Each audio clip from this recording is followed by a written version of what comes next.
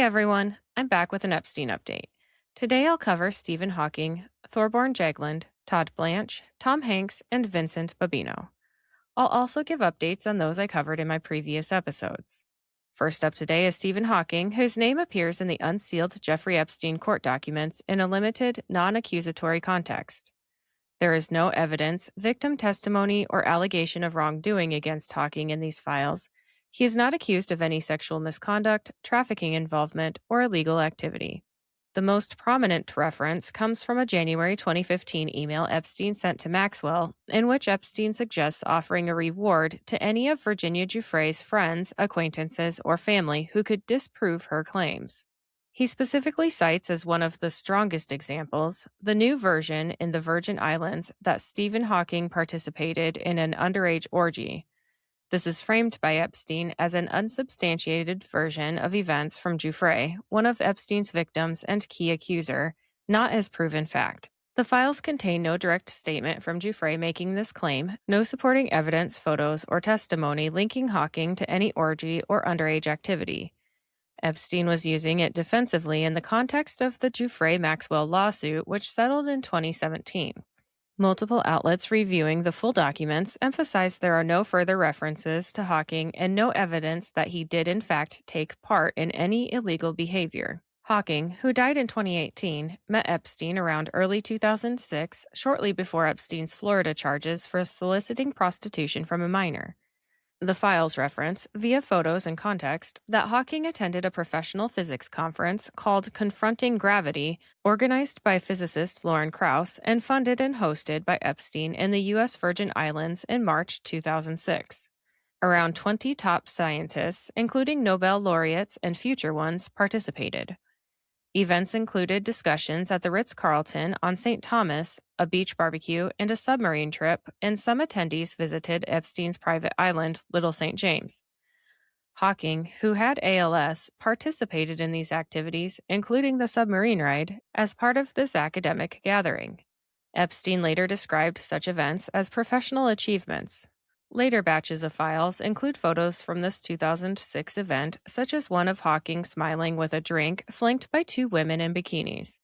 Hawking's family confirmed these women were his long-term caregivers and/or nurses, and that the image was taken at the professional symposium, not in any compromising context. It has been widely reported with no implication of misconduct. Hawking is mentioned around 250 times across broader Epstein-related records, often in procedural lists, like when Giuffre was asked to produce any photos or videos involving him, Clinton, or others, or post-2015 emails. Other emails show Epstein gossiping about rumors, for example, to billionaire Andrew Farkas in 2015, joking about local papers claiming Hawking had sex with underage girls on the island, and to author Michael Wolff dismissing sex with Stephen Hawking. These reflect Epstein's attempts to manage or mock allegations during legal scrutiny, not evidence. In summary, the files portray a one-time professional and scientific association via Epstein's funding of a 2006 physics event that Hawking attended along with other prominent researchers. Epstein later invoked an unproven allegation involving Hawking solely to try discrediting Giuffre.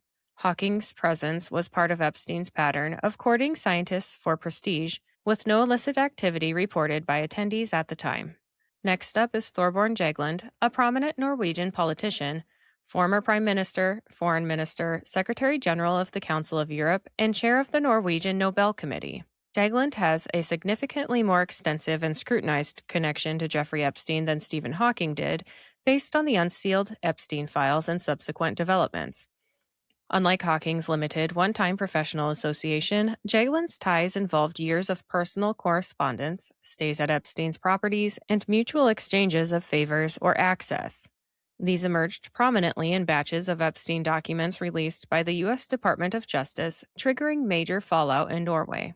Jagland appears hundreds of times across the documents, showing a sustained relationship. Emails indicate Jagland and sometimes family members stayed at Epstein's residences in New York, Paris, and Palm Beach, Florida. There were plans for visits to Epstein's private island, Little St. James, including a 2014 family trip that was discussed but reportedly canceled.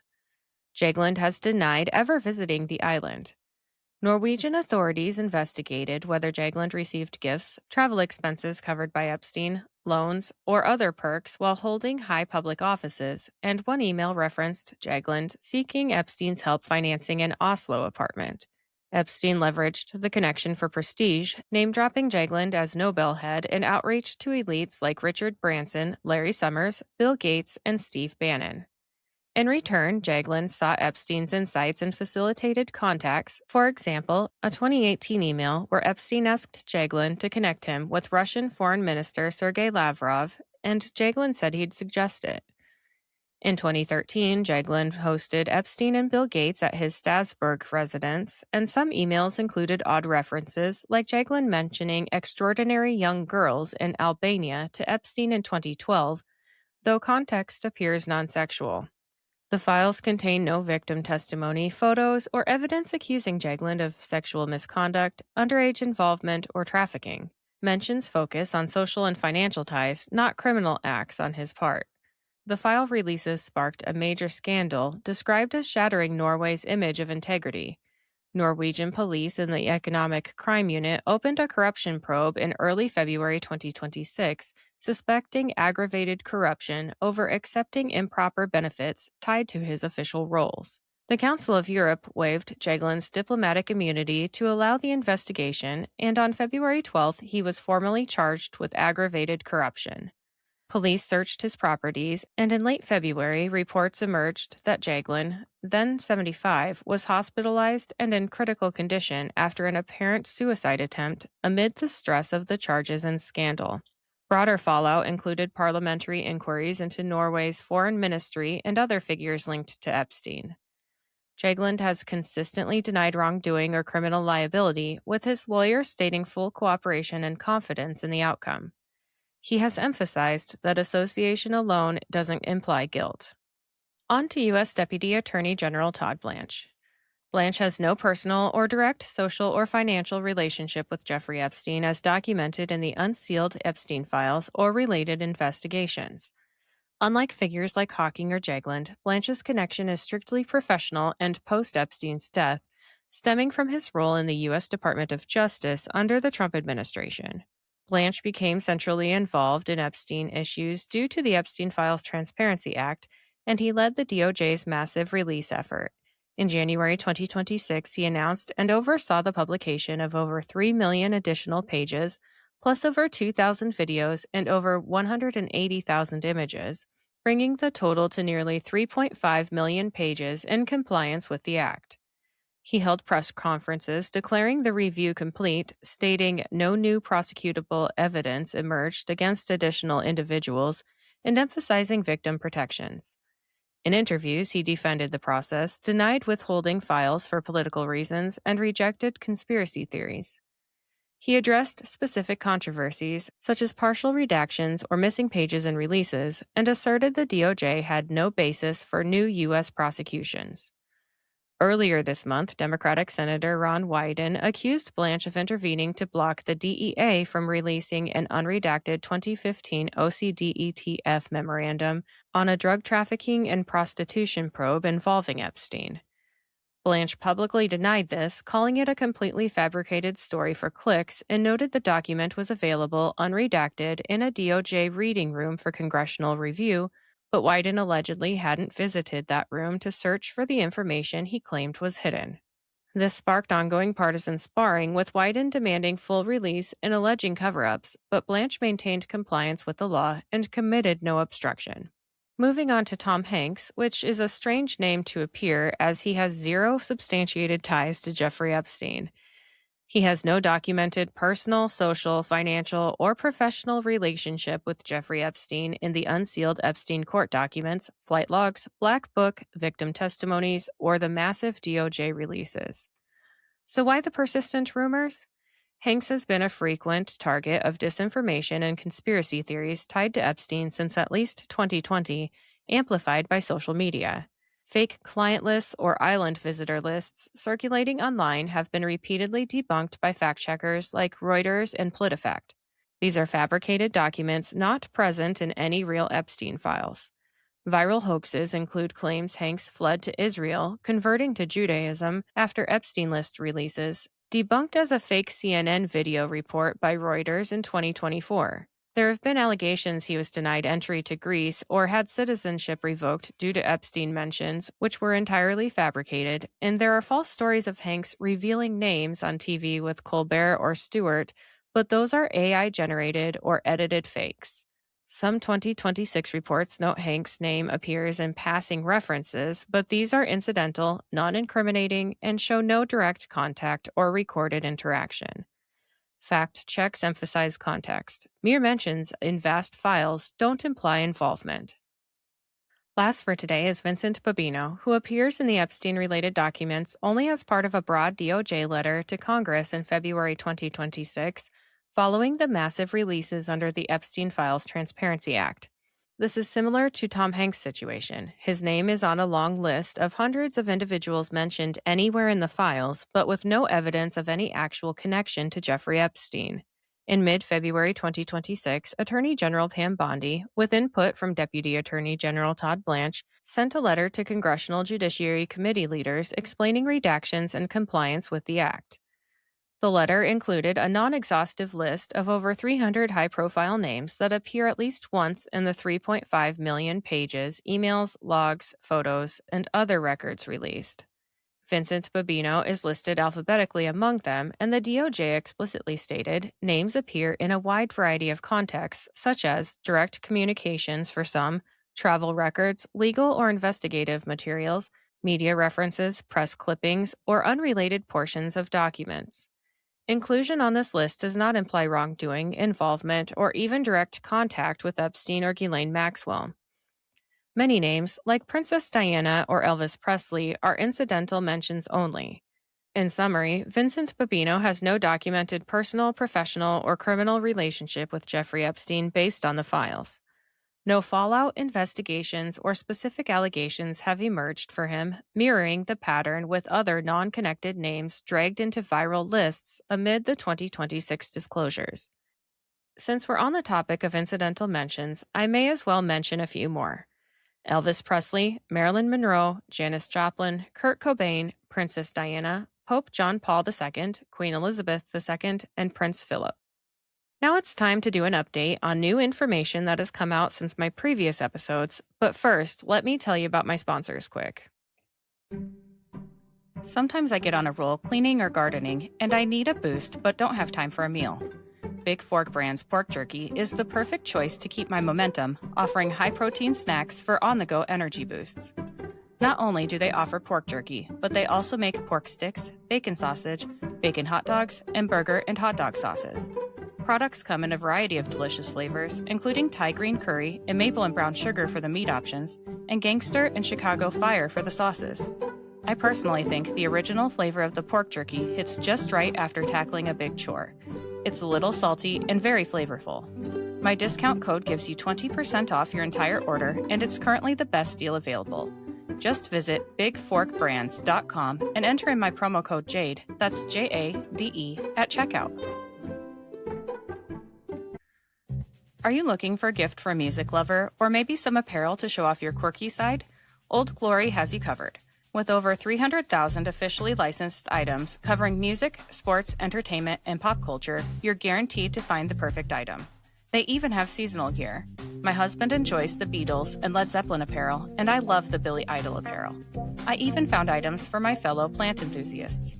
This family-owned superstore is known for their quality and customer service, offers free standard shipping on all orders, and orders are shipped the same day you purchase. My discount code gives you 15% off your entire order, and it's currently the best deal available. Just visit oldglory.com and enter in my promo code JADE, that's J-A-D-E, at checkout. Looking for a game-changing way to improve your health? Zevo Life is the world's most nutrient-dense whole plant, packed with over 50% plant protein, essential amino acids, fiber, and antioxidants. Harnessing the best nature has to offer, Zevo Life nourishes your body while driving your performance, vitality, and overall well-being. Each serving is a concentrated source of clean, well-balanced nutrition designed to support modern lifestyles, and just 1 teaspoon a day supports your gut, boosts energy, and promotes healthier skin and hair. It's no wonder that it's receiving rave 5-star reviews. Step into a healthier future with a 30% discount and a 30-day risk-free guarantee by visiting zivo.life and using my promo code. To support my show and to receive 30% off your entire order, enter in my promo code JADE, that's JADE, at checkout. All right, the first update is on the man formerly known as Prince Andrew. There have been no major developments, but on March 13th, UK media, including the BBC, reported and published a previously unseen photograph from the January DOJ Epstein files. It shows Andrew Mountbatten Windsor, Peter Mandelson, and Jeffrey Epstein together outdoors, believed to be at Martha's Vineyard, circa 1999 to 2000, with Andrew and Mandelson in bathrobes. This was the first known image of the 3 men together and came as journalists continued reviewing the unstructured millions of pages released earlier. Sometime around March 18th, Metropolitan Police Commissioner Mark Rowley publicly confirmed that British authorities are seeking further cooperation and unredacted material from the United States DOJ and FBI in connection with the Epstein files investigations, covering both Andrew and Mandelson. Thames Valley Police's probe into Andrew remains active and has reportedly broadened in scope, potentially including corruption angles, but no timeline for charges or closure has been given. Speaking of Peter Mandelson, on March 11th, the UK government, under Prime Minister Keir Starmer, released the first tranche of internal documents concerning Mandelson's 2024 appointment as U.S. ambassador and his subsequent dismissal. Starmer was explicitly warned of reputational risk due to Mandelson's post-2008 Epstein ties, including continued contact while Mandelson was business minister. Vetting notes confirmed the relationship persisted from 2009 to 2011, yet officials were satisfied with Mandelson's answers at the time. The release has fueled political criticism of Starmer's judgment, with opposition leaders and some Labour MPs highlighting the gap between public reports and the depth of the relationship revealed later. Police investigations continue and have broadened with public confirmation of requests for more unredacted U.S. materials. No charges, new arrests, or court dates have been announced. Mandelson remains under investigation and has kept a low profile. As for Andrew's ex-wife Sarah Ferguson, U.S. Congressman Suha Subramanyam, part of the House Oversight Committee, publicly urged Ferguson to provide sworn testimony about her knowledge of Epstein's activities, describing her as potentially having information related to the investigation. He noted there is no legal compulsion, as she is not a U.S. citizen or resident, but emphasized willingness to accommodate her. This has been echoed by some legal advocates and royal commentators who argue it as inconceivable she saw nothing, given her closeness to Epstein and Andrew. Pressure has grown for her to appear voluntarily, though she has not commented publicly. Reports suggest the royal family, including King Charles and Prince William, is anxious about potential tell-all interviews, a memoir, or book deal from Ferguson, with lawyers reportedly preparing to block anything damaging. Some outlets claim she is exploring a lucrative publishing opportunity, but faces warnings against revealing family secrets. Speculation continues about her living situation post-eviction from Royal Lodge, with daughters Beatrice and Eugenie reportedly keeping their own properties, and one report claiming Eugenie's husband is resisting her moving in. She has not been seen publicly since late 2025. Next up is Steve Tisch. Tisch and his siblings requested NFL approval to transfer the family's remaining 23.1% stake in the New York Giants into trusts for their children. A memo was circulated to league executives. The transfer would remove direct ownership by the current generation while allowing Tisch to continue his operational roles with the team. This move came roughly 6 weeks after the file's release and has been widely linked to the Epstein-related scrutiny. No further document releases, charges, NFL sanctions, or major new revelations specific to Tisch have emerged in the past 2 weeks. The story has quieted, appearing mainly in retrospective roundups of sports owners or billionaire mentions in the Epstein documents. That's all for now. Future episodes will cover Woody Allen, William Barr, Brett Ratner, Harvey Weinstein, Jake Lang, Whoopi Goldberg, Catherine Rumler, Alexander Acosta, Gloria Allred, Julian Assange, Jeffrey Berman, Joe Biden, Mark Bestreiser, Carl Klein, Jared Kushner, Jay Lefkowitz, Jack Liu, Miriam Adelson, Audrey Strauss, Ehud Barak, and Lana Bololovic. Of course, just because I've listed these people does not mean I'm accusing them of wrongdoing. If I've left a name off this list that you think should be covered, please let me know in the comments wherever you follow me. Have a great day.